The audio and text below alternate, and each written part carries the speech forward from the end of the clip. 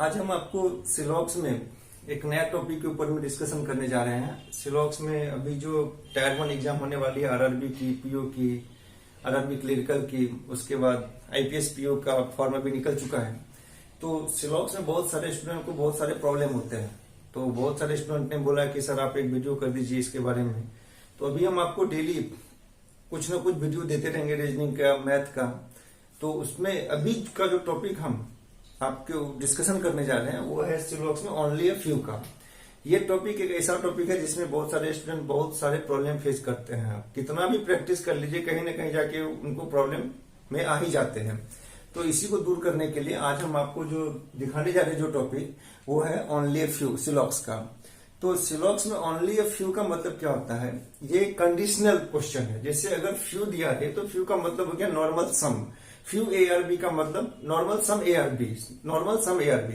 लेकिन only a few अगर दे दिया है, ओनली अ फ्यू अगर क्वेश्चन में दिया है, तो इसका मतलब अगर हम हिंदी में बात करेंगे तो इसका मतलब होता है केवल कुछ, केवल कुछ, या इसको अगर हम बोले तो इसको हम लोग बोलते हैं सिर्फ। मतलब ओनली अ फ्यू ARB का मतलब केवल कुछ AB है, केवल कुछ AB है।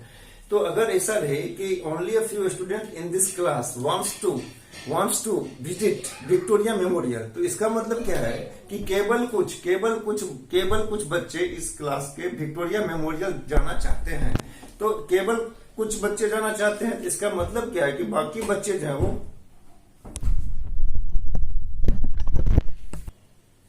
केवल कुछ बच्चे जो है विक्टोरिया मेमोरियल जाना पसंद करेंगे। तो अगर क्वेश्चन में है कि only a few students wants to visit the Victoria Memorial, तो मतलब क्या है कि जो इस बैच में जितने भी स्टूडेंट हैं या इस स्कूल में जितने भी स्टूडेंट हैं उसमें से केवल कुछ बच्चे विक्टोरिया मेमोरियल जाना पसंद करते हैं। तो इसका मतलब क्या है, जो बाकी जो बच्चे हैं वो विक्टोरिया मेमोरियल जाना पसंद नहीं करते हैं। तो इसमें ओनली अ फ्यू में क्या होता है, ये एक ऐसा कंडीशन क्वेश्चन है जिसमें ये खुद बोल देता है कि कुछ पोर्शन है तो कुछ पोर्शन नहीं है। ये इसमें खुद इसके भीतर में हिडन मिलेगा उसका। तो केवल कुछ बच्चे अगर विक्टोरिया मेमोरियल जाना चाहते हैं तो इसका मतलब जो रिमेनिंग बच्चे हैं उस बच्चे को छोड़कर जिसने कि विक्टोरिया मेमोरियल देखने गया है, तो बाकी जो बच्चे हैं वो विक्टोरिया मेमोरियल जाना नहीं चाहते हैं। तो इसका मतलब यही हुआ इसमें। तो ओनली अ फ्यू का मतलब होता है केवल कुछ बच्चे विजिट करेंगे, बाकी सारे बच्चे विजिट नहीं करेंगे। तो इसमें क्या क्या कंडीशन हो सकते हैं, क्या क्या पॉसिबिलिटी हो सकती है, आज हम उसके बारे में आपको डिस्कशन करने जा रहे हैं। तो सबसे पहले देखिए कि बोर्ड पे जो लिखा हुआ है क्वेश्चन, इसमें लिखा हुआ है ओनली अ फ्यू ARB। तो ओनली अ फ्यू ARB का मतलब जो डायग्राम बनता है नॉर्मल, ऐसा हम लोग ने बनाया। ओनली अ फ्यू ARB मतलब ये portion only a few ARB। फिर ओनली अ फ्यू BRC, तो BRC ऐसा हमने बना डाला ओनली अ फ्यू BRC, या इसको ऐसा भी बना सकते हैं ओनली अ फ्यू ARB और इसके बाद ओनली अ फ्यू BRC। ये कंडीशन इसके ओनली अ फ्यू का मतलब इसमें ओवरलैपिंग होगा ही। अब इसमें देखिए क्या क्या हो सकता है, क्या क्या नहीं हो सकता है। तो पहला जो आपका दिया हुआ है कंक्लूजन नंबर 1, कंक्लूजन नंबर 1 का ओनली अ फ्यू में यहाँ देखिए ओनली अ फ्यू किसके साथ लगा हुआ है, A के साथ। ओनली अ फ्यू किसके साथ सेकंड में लगा हुआ है, B के साथ। तो ओनली अ फ्यू A और B का मतलब क्या हो गया कि कुछ पोर्शन A मेरा B है, तो कुछ पोर्शन अगर मेरा ये अगर B है कुछ पोर्शन, मतलब ये पोर्शन जो है ये पोर्शन मेरा क्या है, A B है। तो बाकी जो ये पोर्शन बचा, ये पोर्शन इसका मतलब A B नहीं है। तो इस अब ओनली अ फ्यू B और C मतलब ये पोर्शन जो है B मेरा C है, जो रिमेनिंग पोर्शन ये बचा B उसका मतलब वो C नहीं है। तो इसमें ही दोनों मीनिंग आ गया, मतलब एक पॉजिटिव और निगेटिव दोनों मीनिंग इसी में आ जाता है। तो सबसे पहला कंक्लूजन देखिए कि सम ARB, तो यहां से क्लियरली दिखाई दे रहा है कि ये ओवरलैपिंग पोर्शन है। तो सम ARB क्या होगा, यहाँ पे करेक्ट हो जाएगा। सम ARB क्या होगा, करेक्ट हो जाएगा। सेकेंड में चलिए लिखा हुआ है कि सम AR नॉट B, तो देखिए हमने आपको बताया कि ये पोर्शन मेरा A क्या है, B है। अगर ये पोर्शन मेरा A B है तो बाकी जो ये पोर्शन बचा वो A क्या है, B नहीं है। तो इसका मतलब ये भी मेरा करेक्ट हो गया।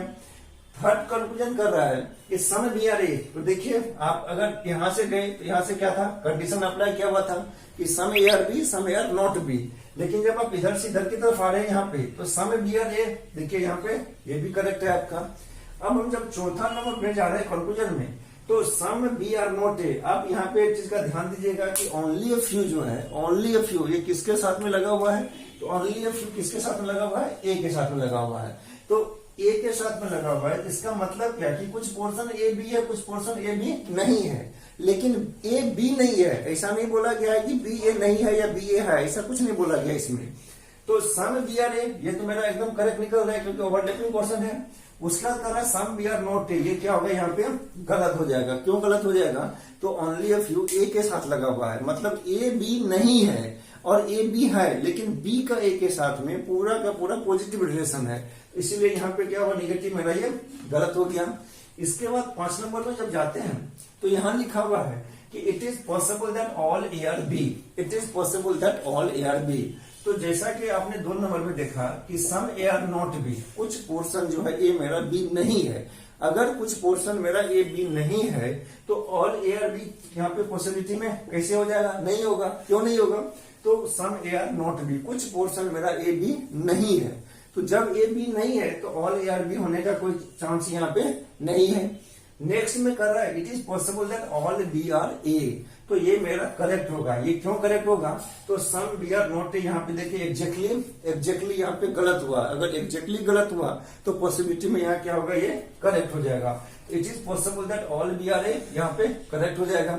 फिर दिया it is possible that some B are not A, देखिए यहाँ पे some B are not A, तो some B are not A, यहाँ पे some B are not A अगर हम बात करें तो यहाँ पे क्या है, एग्जैक्टली में गलत है। तो अगर एग्जैक्टली में गलत है तो पॉसिबिलिटी में क्या होगा, ये करेक्ट हो जाएगा। क्योंकि सम बी ए हो सकता है, सम बी ए नहीं हो सकता है पॉसिबिलिटी में, लेकिन जब एग्जैक्टली की बात करें तो फिर यहाँ पे देखिए एग्जैक्टली की अगर बात करें यहाँ पे ये मेरा गलत है, तो पॉसिबिलिटी में मेरा ये करेक्ट हो जाएगा।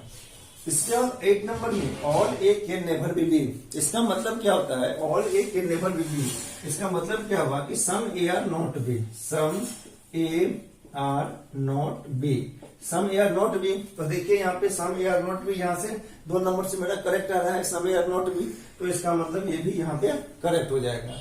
इसके बाद 9 नंबर में दिया हुआ only a few A are C, conclusion में ऐसा दिया हुआ है। तो इसका मतलब क्या है कि हमको 2 चीज खोजना होगा यहाँ पे, हमको सम भी खोजना होगा एंड हमको सम नॉट भी खोजना होगा। अगर ये दोनों का दोनों ठीक है तो फिर ये करेक्ट है, अदरवाइज ये गलत है। तो अगर हम बात करें यहाँ पे only a few A are C में सम ए आर सी, देखिए सम ए आर सी कोई चांस नहीं है, ओवरलैपिंग नहीं है, तो सम होने का कोई यहाँ पे क्वेश्चन ही नहीं है।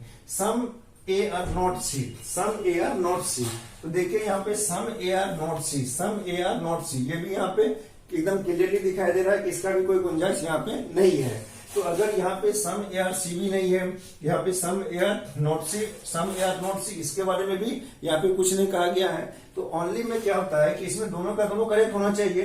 तो some A are not C ये भी गलत है, some A are not C ये भी गलत है, तो सम ए आर सी ये भी रॉन्ग है, some A are not C ये भी रॉन्ग है। तो जब ये दोनों रॉन्ग हो गया तो इसका मतलब क्या हुआ, ये मेरा only a few A are C ये मेरा गलत हो गया। तो ओनली अ फ्यू में आपको अगर कंसेप्ट को क्लियर करना है तो सबसे पहले ये सब क्वेश्चन को देखेंगे, देखने के बाद आपका जो कंक्लूजन दिया हुआ है इसके ऊपर में अगर आप ध्यान लगा के देखेंगे तो ध्यान लगाने के बाद आपको लगेगा कि अगर ये सब मेरा ठीक हो रहा है या मेरा ये गलत हो रहा है तो फिर उस हिसाब से आपको सोल्व करने में कोई दिक्कत नहीं होगा। तो ओनली अ फ्यू में आपका जो अभी हम आपको इसी बेसिस में 4-5 क्वेश्चन बोर्ड पे देते हैं जिससे कि आपका कंफ्यूजन और क्लियर हो जाएगा। तो सबसे पहले आप लोग इसको समझ लीजिए, इसको समझने के बाद अभी हम आपको बोर्ड पे 4-5 क्वेश्चन करवाने जा रहे हैं जिससे कि ये कंसेप्ट और क्लियर हो जाएगा कि ये आपको समझने में कहाँ दिक्कत हो रहा है। तो देखिए हम क्वेश्चन नंबर 1 लिखने जा रहे हैं। अभी बोर्ड पे हम आपको इससे रिलेटेड जितने भी क्वेश्चन हैं जो कि आपको कंफ्यूजन पैदा करते हैं उसको हम क्लियर करेंगे।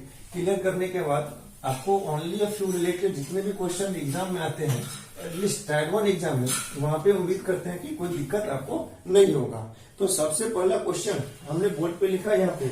सबसे पहला क्वेश्चन जो ओनली अ फ्यू से रिलेटेड है हम आपको बोर्ड पे यहाँ पे लिख रहे हैं और उसके बाद हम यहाँ पे कंक्लूजन में जाएंगे। तो सबसे पहला क्वेश्चन है यहाँ पे ओनली अ फ्यू स्टेटमेंट में, only a few A are B, उसके बाद है सम बी आर सी, फिर उसके बाद है only a few C are D. इसके बाद आपका 2 कंक्लूजन है। कंक्लूजन नंबर 1 का है some C is not D. Conclusion number 2 कर रहा है all B is A, all B is A is a possibility, is a possibility, is a possibility. तो देखिए यहाँ पे आपका ओनली अ फ्यू दो जगह में आया हुआ है, तो डायग्राम क्या ड्रॉ होगा, only a few A are B, मतलब ये only a few A are B, ये आपका ओनली अ फ्यू कंडीशनल है। फिर सम बी आर सी है, नॉर्मल नॉर्मल वाला सम बी आर सी है, only a few C are D, मतलब ये आपका फिर कंडीशनल वाला ओनली अ फ्यू है।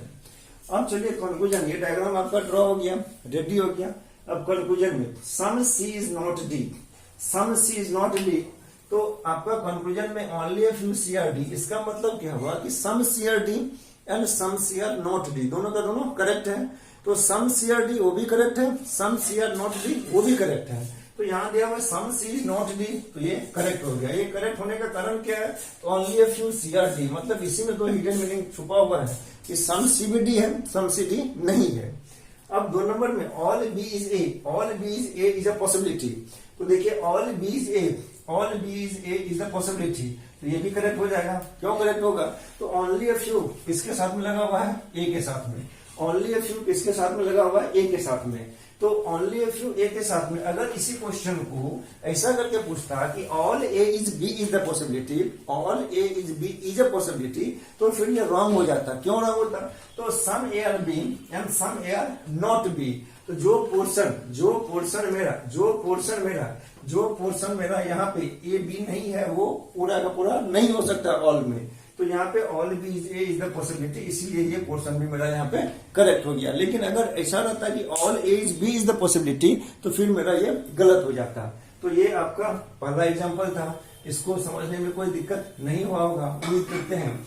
तो अब हम जाते हैं दूसरे क्वेश्चन के ऊपर में, हम आपको दूसरे क्वेश्चन के ऊपर में जाते हैं, जिससे कि आपका कंसेप्ट और क्लियर होगा, आपका कंसेप्ट यहाँ पे और क्लियर होगा ओनली से रिलेटेड क्वेश्चन में। अब इसमें क्या है, नेक्स्ट क्वेश्चन में, क्वेश्चन नंबर 2 में यहां लिखा हुआ है only a few, only a few X are Y, फिर यहां दिया हुआ है ऑल वाई आर जेड, फिर यहां दिया हुआ है only a few Z is W. ये सारे के सारे क्या है, आपके स्टेटमेंट है, ये सारे के सारे क्या है, आपको स्टेटमेंट है। अब यहाँ पे देखिए इसका कंक्लूजन क्या बोल रहा है, तो इसका कंक्लूजन बोल रहा है यहाँ पे ओनली, इसका कंक्लूजन यहाँ पे बोल रहा है कि सम जेड, कंक्लूजन बोल रहा है यहाँ पे some Z is not W. दूसरा नंबर कंक्लूजन कर रहा है all Y can be X. तो सबसे पहले इसका डायग्राम ड्रॉ करते हैं, ओनली अ फ्यू एक्स और वाई, तो only a few X are Y, मतलब ये कंडीशनल है यहाँ पे। उसका all Y are Z, all Y are Z यहाँ डाला, only a few Z is W, only a few Z is W, ये भी यहाँ पे आपका कंडीशनल हो गया। अब चलते हैं कंक्लूजन में, some Z is not W, some Z is not W, देखिए यहाँ पे some Z is not W correct होगा। क्यों, तो only a few Z is W, इसका मतलब क्या होगा कि some Z is W, some Z is not W. तो some Z is not W, आपका इससे डायरेक्ट कनेक्शन यहाँ पे मिल रहा है, तो ये मेरा क्या हो जाएगा, करेक्ट हो जाएगा। 2 नंबर की जब बात करते हैं तो लिखा हुआ है all Y can be X, तो कैन बी का मतलब क्या होता है, पॉसिबिलिटी, कैन बी का मतलब क्या होता है, पॉसिबिलिटी। तो all Y can be X, मतलब it is possible that all Y is X, it is possible that all Y is X, it is possible that all Y is X, तो ये भी मेरा करेक्ट होगा। क्यों correct होगा, तो अगर रहता है ऐसा कि only it is possible that all X can be Y, अगर रहता all X can be Y, तो फिर ये मेरा नहीं होता। क्यों नहीं होता, तो ओनली अ फ्यू हमारा एक्स के साथ में लगा हुआ है। लेकिन यहाँ कर रहा है कि all Y can be X, मतलब पूरा का पूरा वाई वो एक्स हो सकता है, ये मेरा करेक्ट हो जाएगा। क्योंकि यहाँ पे हमारा रिलेशन क्या है कि some Y is the X, correct है, and some Y is not X, ये मेरा गलत है। तो जब वो गलत है तो पॉसिबिलिटी यहाँ पे पूरा का पूरा काम करेगा। तो 1 और 2 दोनों का दोनों यहाँ पे करेक्ट है। अब चलिए क्वेश्चन नंबर 3 में, क्वेश्चन नंबर 3 में इसमें भी आपको ओनली अ फ्यू के बारे में ही बता रहे हैं, तो इसमें क्या होगा कि और आपका कंसेप्ट यहाँ से क्लियर हो जाएगा। जब आप 3, 4, 5 क्वेश्चन को सॉल्व करेंगे तो कंसेप्ट आपका इसके बारे में और क्लियर होते चलेगा। देखिए अब नेक्स्ट क्वेश्चन में जब जाते हैं ओनली फ्यू में, तो आपका क्वेश्चन है क्वेश्चन नंबर 3। इसमें स्टेटमेंट दिया हुआ है, इसमें स्टेटमेंट दिया हुआ है कि only a few book are note, only a few book are note. Second में दिया हुआ है no note is seat, no note is seat. अब देखिए कंक्लूजन में क्या दिया हुआ है, कंक्लूजन में 1 में दिया हुआ है some book are seat, some book are seat. Second conclusion में क्या दिया हुआ है, सेकेंड में दिया हुआ है some note is not book, some note is not book. ये मेरा 2 कंक्लूजन दिया हुआ है और 2 स्टेटमेंट दिया हुआ है। तो सबसे पहले डायग्राम ड्रॉ करें, only a few book are note, only a few book, only a few book are note. तो only a few book are note, तो देखिए यहाँ पे only a few book are note, इसका मतलब क्या, सम और सम नोट का रिलेशन आ गया। नो नोट इज सीट, मतलब ये पूरा का पूरा नोट जो है ये मेरा सीट नहीं है, तो इसको क्रॉस कर दीजिए, मतलब नोट का सीट के साथ में कोई कनेक्शन नहीं रहा। अब 1 नंबर में सम बुक आर सीट, तो देखिए बुक का सीट के साथ कोई ओवरलैपिंग है नहीं है, तो ये मेरा गलत हो गया। Some note is not book, some note is not book, देखिए यहाँ लिखा हुआ है some note is not book. अगर लिखा रहता कि some book is not note, तो फिर ये करेक्ट हो जाता। लेकिन यहां से जब हम इधर की तरफ जाते हैं तो ओनली अ फ्यू जो है वो बुक के साथ में लगा हुआ है, ओनली अ फ्यू बुक के साथ में लगा हुआ है। इसका मतलब क्या हुआ कि some book are not note, लेकिन यहाँ पे दिया हुआ है कि some note is not book, some note is not book, some note is not book, तो ये मेरा गलत हो गया। तो इसमें क्या होगा, 1 और 2 दोनों यहाँ पे गलत हो गया, क्योंकि यहाँ पे book some book are seat, तो बुक का सीट के साथ में कोई ओवरलैपिंग है ही नहीं, और नोट का बुक के साथ में यहाँ पे ओनली अ फ्यू में बुक का नोट के साथ कनेक्शन है, मतलब some book are not note, लेकिन यहाँ पे दिया हुआ है कि some note is not book, तो सम नोट बुक है लेकिन नोट के बारे में इसमें कुछ नहीं बोला है, तो इसीलिए यहाँ पे 2 नंबर क्या हो गया, पहला और दूसरा दोनों का दोनों गलत हो गया। अब चलिए चौथा नंबर क्वेश्चन में, क्वेश्चन नंबर 4, ये भी आपका ओनली अ फ्यू से रिलेटेड है। हम आपको 5 क्वेश्चन के ऊपर में डिस्कस करते हैं, ताकि क्या होगा कि घर में आप जब भी बनाए तो इसमें किसी तरह की समस्या आपको फेस नहीं करना पड़े। तो क्वेश्चन नंबर 4 कह रहा है क्वेश्चन नंबर 4 कह रहा है इधर, क्वेश्चन नंबर 4 में जब हम बात करें तो only a few student are teacher, statement है only a few student are teacher, only a few student are teacher. इसके बाद है no teacher is a leader, no teacher is a leader. फिर दिया हुआ है ऑल लीडर आर बॉयज, ऐसा statement में है। अब इसका कंक्लूजन क्या दिया हुआ है, कंक्लूजन में दिया हुआ है some student are not boys, some student are not boys, पहला नंबर में। दूसरा में दिया हुआ है कि all boys are student is possibility. तो देखिए सबसे पहले इसका डायग्राम ड्रॉ करते हैं। तो डायग्राम में क्या होगा, only few student are teacher, तो only a few student are teacher.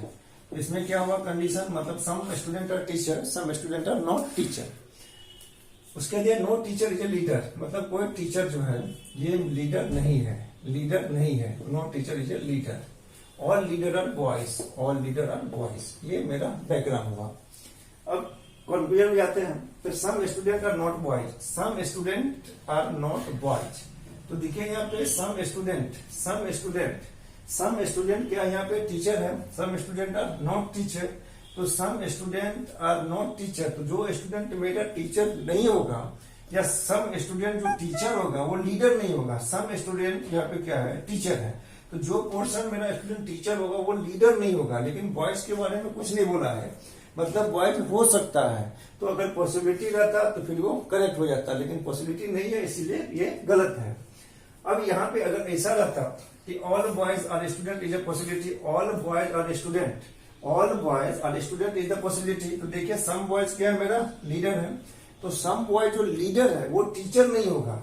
Some boys is the leader, तो जो पोर्शन बॉयज मेरा क्या होगा, लीडर होगा, वो टीचर नहीं होगा, वो टीचर नहीं होगा। लेकिन स्टूडेंट के बारे में कुछ नहीं बोला है, तो इसका मतलब all boys are student is a possibility, यहाँ पे ये कंफर्म हो जाएगा, ये मेरा करेक्ट हो जाएगा।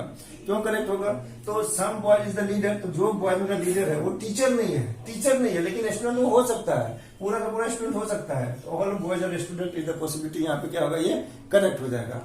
तो ये क्वेश्चन जो था ये आपका ओनली अ फ्यू के बारे में था, ओनली अ फ्यू के बारे में है। तो ओनली अ फ्यू के बारे में और एक क्वेश्चन जो है उसके बारे में हम डिस्कशन करेंगे। तो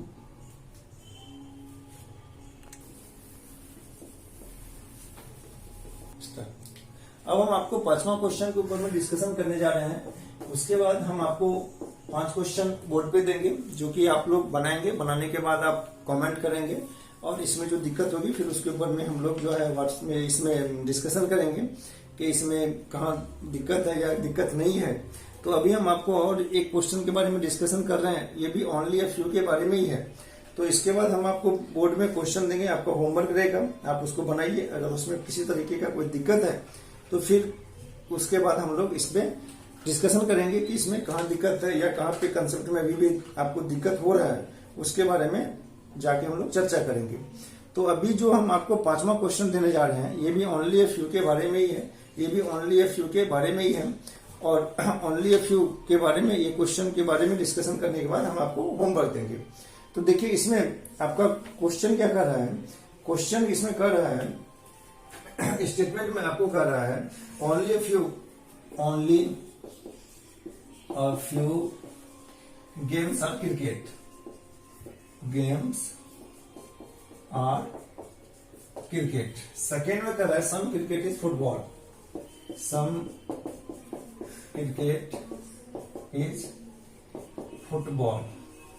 तो आपका यहाँ पे कंक्लूजन क्या कर रहा है, तो कंक्लूजन नंबर 1 में कर रहा है all football are game, all football are game.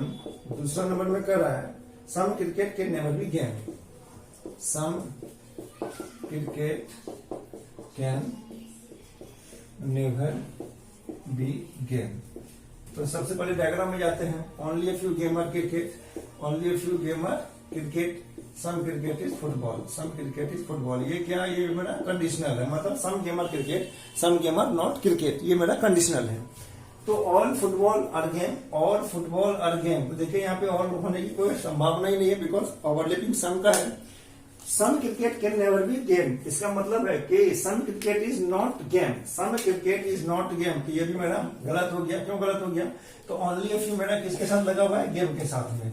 तो सम गेम और क्रिकेट क्या हुआ है कि some cricket can never be game. इसका मतलब क्या हुआ कि some cricket are not game, some cricket are not game. तो देखिए यहाँ पे some cricket are not game, तो some cricket are not game यहाँ नहीं होगा क्योंकि यहाँ ओनली अ फ्यू मेरा गेम के साथ में लगा हुआ। अगर ऐसा रहता है कि some game are not cricket या all some game can never be cricket, तो फिर ये करेक्ट हो जाता। लेकिन यहाँ उल्टा दिया हुआ, इसीलिए ये मेरा रॉन्ग हो गया।